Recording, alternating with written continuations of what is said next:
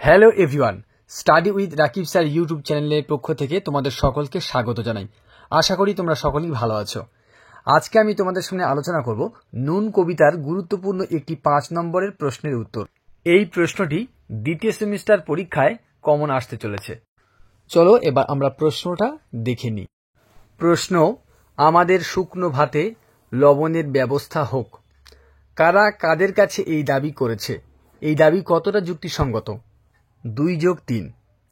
প্রথম অংশের উত্তর: কবি জয় গোস্বামীর নুন কবিতায় সমাজের নিম্নবিত্ত শ্রেণীর প্রতিনিধি বাপ বেটা স্বার্থপর শাসক দলের কাছে এই দাবি করেছে।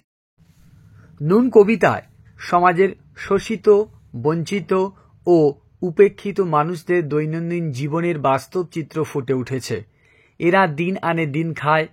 জীবনের সাধারণ দাবি বা অধিকার থেকে এরা বহুদূরে অবস্থান করে। মাথার ঘাম পায়ে ফেলে সারাদিন পরিশ্রম করার পরও এরা পেট ভরে খাবার জোগাড় করতে পারে না। আসলে পরিশ্রমের যথাযথ মূল্য না পাওয়ার কারণে তারা জীবনের মৌলিক চাহিদাগুলি মেটাতে পারে না। তাই পেট ভরে ভাত খাওয়া তো দূর, ঠান্ডা ভাতে সামান্য নুনও জোটে না তাদের। তাই সমাজ তথা রাষ্ট্রের কাণ্ডারি শাসক শ্রেণীর কাছে তারা বেঁচে থাকার ন্যূনতম রসদটুকু দাবি করেছে। এই দাবি অন্যায্য নয়, এ দাবি একেবারেই ন্যায্য। রাষ্ট্রের নাগরিক হিসাবে শাসকের কাছে প্রয়োজনীয় দাবি জানানো কোনো অন্যায় নয়। এই দাবি তাদের অধিকার। তাই শুকনো ভাতে লবণের ব্যবস্থা করতে বলে বক্তা কোনো অন্যায় আবদার করেনি। আলোচনাটি তোমাদের কেমন লাগলো তা কমেন্ট করে অবশ্যই জানাবে।